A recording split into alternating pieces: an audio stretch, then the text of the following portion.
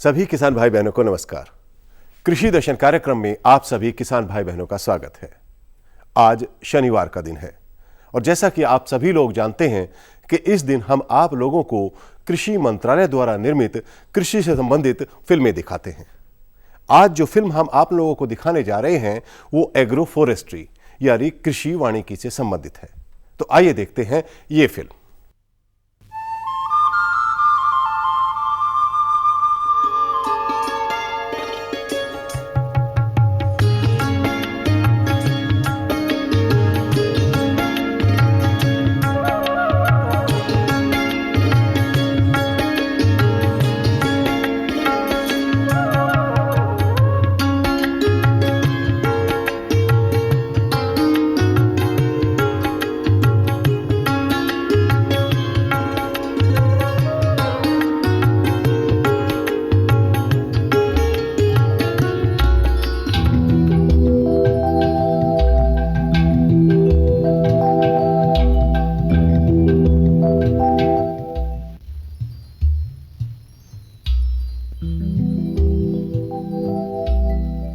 भूमि, जल एवं वनस्पति मानव को प्रकृति का अनुपम उपहार है। इनके बिना जीवन की कल्पना भी नहीं की जा सकती। अतः इन प्राकृतिक संसाधनों का संतुलित उपयोग एवं संरक्षण आज की सबसे बड़ी जरूरत है। देश में मानव एवं पशु संख्या में निरंतर वृद्धि का सर्वाधिक प्रभाव इन प्राकृतिक संसाधनों पर ही पड़ता है। दीर्घकालीन परिणामों की परवाह किए बिना और बिना सोचे समझे इनके निरंतर दोहन से देश ही नहीं संपूर्ण विश्व में पर्यावरणीय असंतुलन पैदा हो गया है। इस विकट परिस्थिति से उभरने के लिए प्राकृतिक संसाधनों के टिकाऊ प्रबंधन की आवश्यकता सर्वत्र महसूस की जा रही है, जिससे पर्यावरणीय असंतुलन को पुनर्स्थापित कर क्षरित संसाधनों का संरक्षण एवं उनका संवर्धन हो सके और सतत उत्पादन भी मिलता रहे। खाद्य एवं कृषि संगठन FAO द्वारा वानिकी एवं कृषि को एक साथ सम्मिलित करने का सुझाव दिया गया, जिससे वर्ष 1977 में अंतरराष्ट्रीय कृषि वानिकी अनुसंधान केंद्र यानी world agro forestry centre ICRAF की नैरोबी यानी केन्या में संस्थापना हुई। भारत में 1983 से ICAR ने विभिन्न विश्वविद्यालयों में अनुसंधान कार्य व्यवस्था शुरू की, जो विभिन्न प्रदेशों की भूमि के आधार पर कृषि वानिकी पर अनुसंधान करे।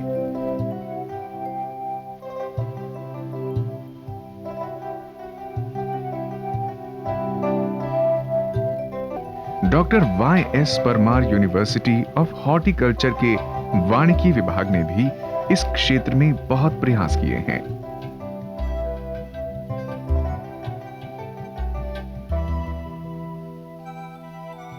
कृषि वानिकी के प्रयोग से धरती की उर्वरता में भी सुधार होता है। जहां पेड़ों की वजह से मिट्टी की पकड़ और नमी बनी रहने से फसल का नुकसान होने का खतरा नहीं रहता, जैसे कि एक खेत पर एक ही फसल की पैदावार बार बार करने से अक्सर होने की संभावना बनी रहती है। पहाड़ी इलाकों में पहले से कृषि वानिकी के प्रयोग होते आए हैं।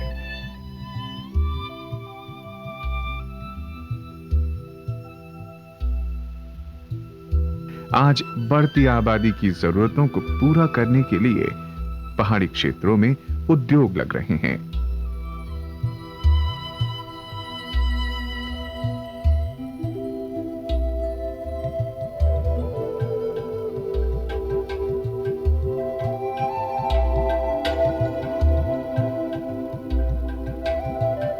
पहाड़ों की तराइयां कट रही हैं।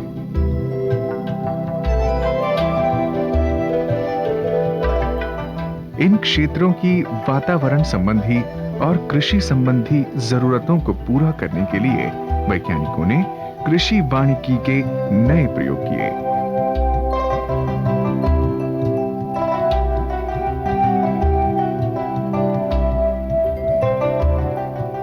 और फसलों के अनुसार पेड़ों का चयन कर नए मॉड्यूल्स बनाए।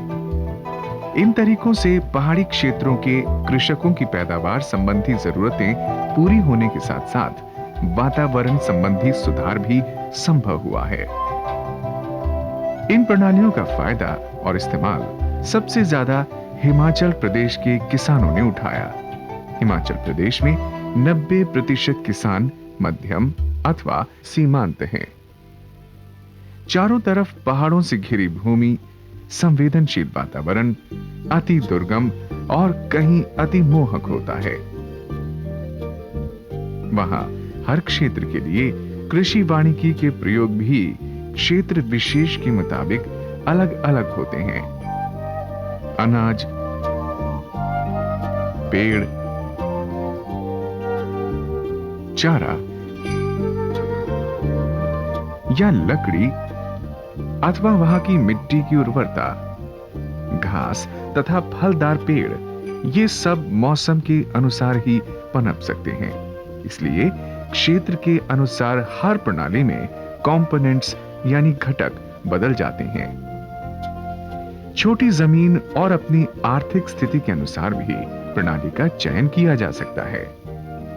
हालांकि विश्वविद्यालय और वैज्ञानिकों ने निष्पक्ष तौर पर प्रणालियां तैयार की हैं।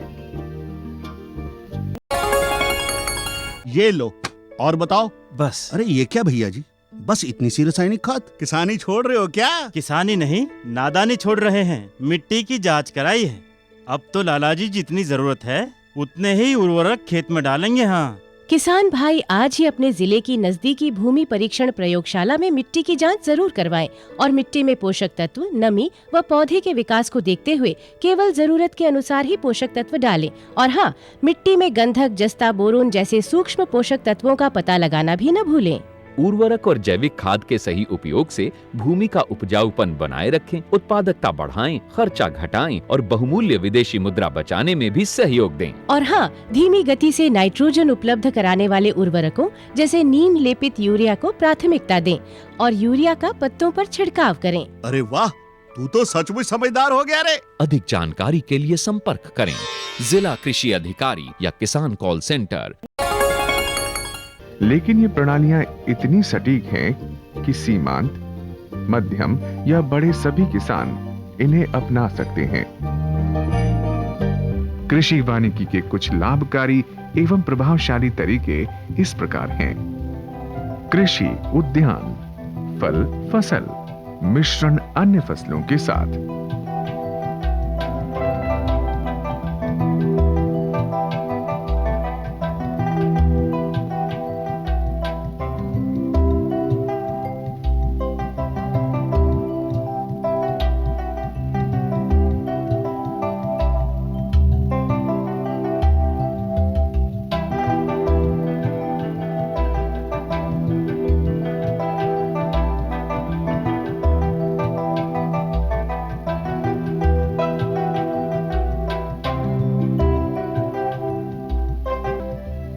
कृषि वन वर्धन प्रणाली बहुप्रयोजन पेड़ों का मिश्रण फसल के साथ।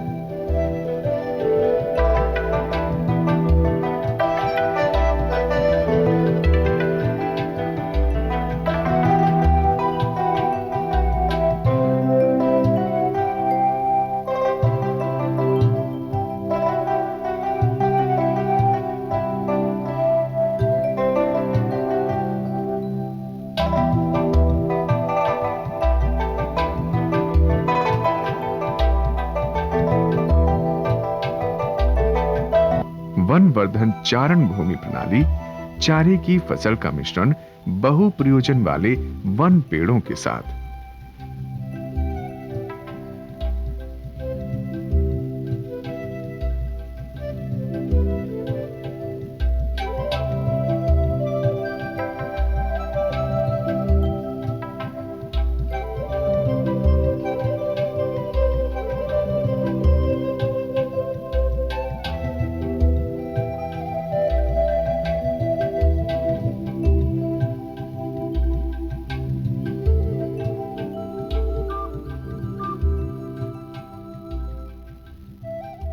कृषि उद्यान वन वर्धन चारा भूमि प्रणाली फसल बहुप्रयोजन वन फसल चारा फसल का मिश्रण।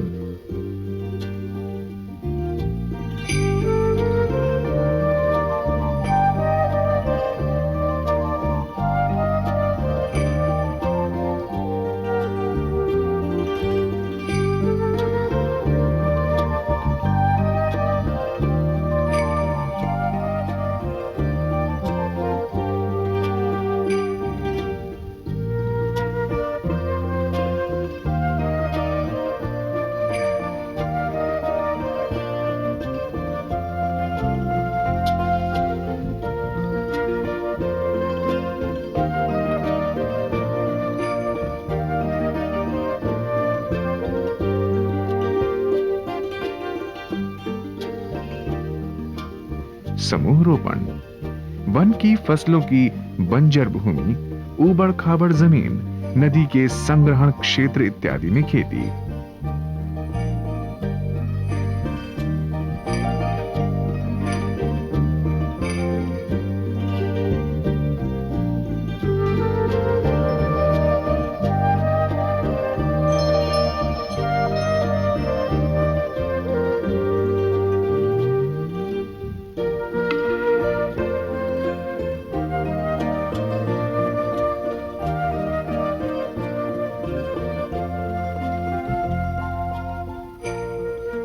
ऊर्जा की खेती, ईंधन लकड़ी के पेड़ों का बंजर जमीन पर रोपण।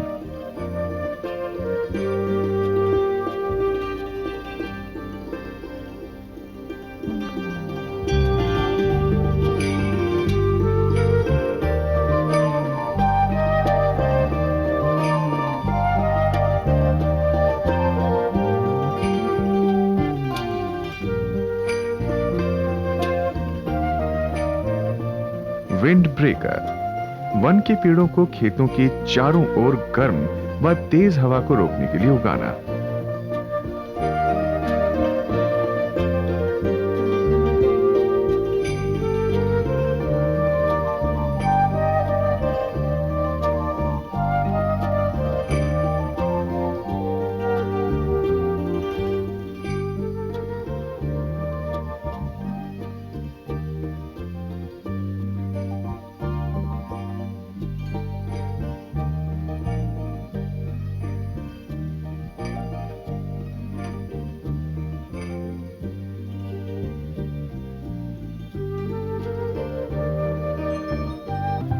प्रचार प्रसार को और अधिक पुख्ता करके विश्वविद्यालयों को यह तकनीक जल्द से जल्द हिमाचल प्रदेश के हर किसान तक पहुंचानी चाहिए।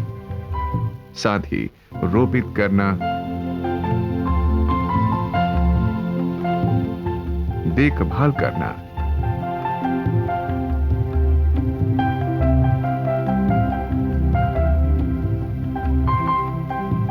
इस्तेमाल करने वाले औजार, तुड़ाई,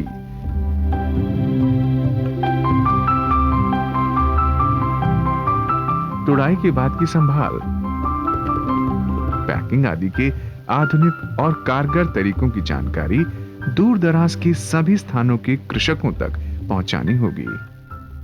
यहाँ जो आप देख रहे हैं वो हमारा एक कृषि वानिकी की पद्धति है जिसको हमने कहा है agri multi silvi medicinal model, जिसमें खेती की फसल, फलदार पौधे, चारे वाले पेड़, चारे वाला घास और औषधि वाले पौधों को एक ही जमीन में इंटीग्रेट किया गया है। मैं इसके बारे में बताते हुए पहले आपको ये बता दूं कि हमारा हिमाचल प्रदेश जो है एक पर्वतीय प्रदेश है और एल्टीट्यूड के हिसाब से 450 मीटर से लेकर के जो सी लेवल से हमारा हाइट है यहाँ का 3500 मीटर तक इसका हाइट जाता है। तो आप अनुमान लगा सकते हैं कि हम सब ट्रॉपिकल जोन से लेकर के हमारे पास क्लाइमेट जो है सब ट्रॉपिकल क्लाइमेट से लेकर के कोल्ड डेजर्ट्स तक हमारा क्लाइमेट जो है वो जाता है। तो इस पहला जोन जो है हमारा वो सब ट्रॉपिकल लो हिल्स का जोन है, जो कि लगभग 450 मीटर से 900 मीटर तक जाता है। उसके ऊपर हमारी और इस जोन में जो हमारे पेड़ हैं कृषि, उसमें हमने क्या कर रखा है कि जो कृषि में और कृषि वानिकी में प्रयोग होने वाले फल, चारे वाले पौधे, फसलें, उन सबको आइडेंटिफाई करके किसानों के लिए किस तरह के मॉडल जाने हैं जिससे हमारे किसानों को चारा मिल सके। लेकिन जैसे आप सब जानते हैं कि कृषि वानिकी में विभिन्नता लाना एक हमारा, जिसको हम बोलते हैं डाइवर्सिटी, पर्पज है, और साथ में बायोडाइवर्सिटी का भी एक लाएं एक ही स्लैब में डिफरेंट तरह की फसलें उगा करके एक ही खेत में। जैसे यहाँ हम 4 फसल ले रहे हैं, जहाँ किसान पहले सिर्फ गेहूँ लेता था। दूसरा ये है कि जो हमारा नेचुरल रिसोर्स सॉइल है, हमें सबसे ज़्यादा हिमाचल में प्रॉब्लम है कि जो मिट्टी, अच्छी मिट्टी है वो बह के चली जाती है, तो किसान जो है वो खेती कैसे करेंगे। जैसे आप सॉइल कंजर्वेशन के लोग हैं, आपने देखा कि सबसे बड़ा एक रीजन एरोजन के लिए बताया गया है कि फॉल्टी एग्रीकल्चरल प्रैक्टिसेस। उसमें क्या होता है, खेत को अलॉन्ग द स्लोप जोत लेते हैं लोग। अब यहाँ हम अक्रॉस द स्लोप उनको बताते हैं, और उसमें एक ध्यान ऐसा रखते हैं कि सबसे पहले जब हम किसान को बताएंगे, क्योंकि पेड़ जब आपने खेत में लगाना है तो एकदम किसान जो उसको एक्सेप्ट नहीं करता है, क्योंकि कुछ पेड़ ऐसे हैं वो छाया करते हैं और उस पेड़ की छाया की वजह से नीचे दूसरी फसलें पैदा नहीं होती। तो इस तरह हम चारों के चारों कंपोनेंट की प्रोडक्शन और सॉइल कंजर्वेशन भी को भी ध्यान में रखते हुए, जो एग्रो फॉरेस्ट्री में हमारा एक है कंजर्वेशन ऑफ द एनवायरनमेंट, ये इनबिल्ट ऑब्जेक्टिव एग्रो फॉरेस्ट्री का है। तो अगर हम कृषि वानिकी के जो पद्धतियाँ हैं उनको किसान के ध्यान रखते हुए, जमीन का ध्यान रखते हुए तैयार करेंगे, तो जो एनवायरमेंटल कंजर्वेशन का जो ऑब्जेक्टिव है वो अपने आप ही इनबिल्ट रहेगा, और हमारा जो पर्पज है एक सस्टेनेबल लैंड यूज डेवलप करने का, वो पूरा हो सकता है। डॉक्टर यशवंत सिंह परमार विश्वविद्यालय के फॉरेस्ट्री डिपार्टमेंट के डॉक्टर मिश्रा भी कृषि वानिकी को आज के किसान की जरूरी जरूरत मानते हैं, और आज भी नए नए अनुसंधान के प्रयास कर रहे हैं ताकि अलग अलग क्षेत्रों के अलग अलग मौसम के अनुसार प्रणाली तैयार की जाए जो किसान को कम जमीन से भी ज्यादा मुनाफा दे सके और हिमाचल प्रदेश का किसान समृद्धि और खुशहाली का जीवन जी सके। कृषि वानिकी का हमारे दुनिया के स्तर पर, राष्ट्रीय स्तर पर और रीजनल लेवल के ऊपर अगर आप देखें तो इसकी काफ़ी महत्व है, और एक आवश्यकता सी इसकी महसूस कर रहे हैं हम। अगर हम दुनिया की टोटल उसकी आबादी को लें तो 6 बिलियन के करीब है, और उसमें लगभग 4 बिलियन के करीब जो है वो डेवलपिंग कंट्रीज़ के ही अंदर आपको मिलेगी। और उसमें अगर आप देखें तो लोगों का मेन व्यवसाय वहाँ फार्मिंग के ऊपर है। कि हमारी जो यूनिवर्सिटी परमार विश्वविद्यालय है ये पायनियर इंस्टीट्यूट है फॉरेस्ट्री में भी और एग्रो फॉरेस्ट्री में। सबसे पहले मास्टर्स प्रोग्राम और पीएचडी प्रोग्राम कृषि वानिकी के ऊपर हमने यहाँ चलाए हैं। Insurance against the calamities, that is the one part. दूसरा इसके साथ है कि डिवर्सिफिकेशन। तो एग्रो फॉरेस्ट्री एक ऐसा सिस्टम है जो कि मैं कहता हूँ कि बायोडाइवर्सिटी कंजर्वेशन का एक अपना जिसका एक प्रमुख जो है वो भाग है उसका। इसके अलावा कृषि वानिकी का एम्प्लॉयमेंट जनरेशन के लिए इसका है। कृषि वानिकी का एक महत्व हमारा soil and water conservation, nutrients की कंजर्वेशन के लिए, न्यूट्रिएंट की रिसाइकलिंग के लिए। इसके अलावा हमारे कृषि वानिकी का पर्यावरण के साथ एक बड़ा इंपॉर्टेंट रोल है। एग्रो फॉरेस्ट्री मेरा ख्याल एक बड़ा ही परमानेंट कार्बन सीक्वेस्ट्रेशन का एक सिंक है। कार्बन सीक्वेस्ट्रेशन तो वैसे हमारी सॉइल भी करती है।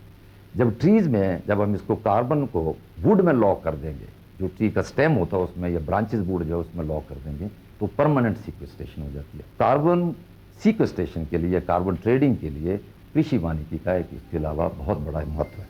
कृषि वन कला के लाभ इस प्रकार हैं: खाद्य, फल, ईंधन, चारा एवं अन्य नाइट्रोजन जोड़ने वाले पेड़ों का जमीन की एक इकाई पर खेती करना।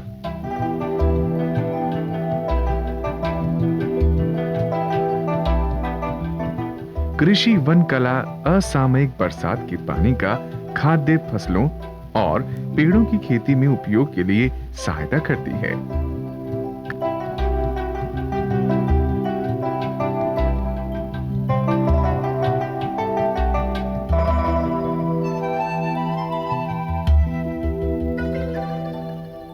कृषि वन कला प्रदूषण नियंत्रण करने में सहायता करती है।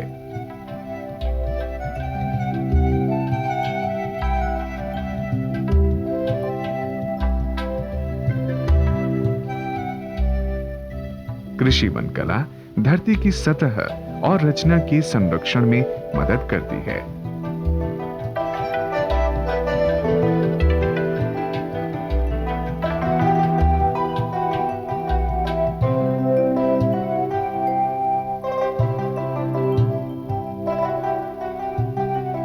जंगली लकड़ी का ईंधन के रूप में उपयोग हो सकता है तथा पौधों की पत्तियों का गोबर गैस मल से खाद बनाने के काम आ सकता है। हरी पत्तियों का प्रयोग हरी खाद के रूप में किया जा सकता है।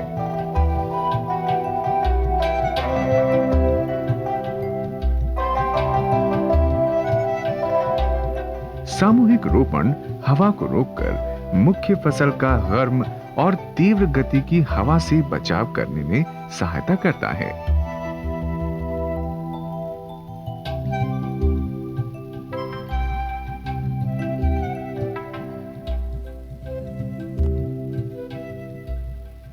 वन के पेड़ पौधों की लकड़ी, डिब्बों, माचिस की तीलियां, डिब्बियां, दांत साफ करने वाली तीलियां बनाने के काम आ सकती हैं।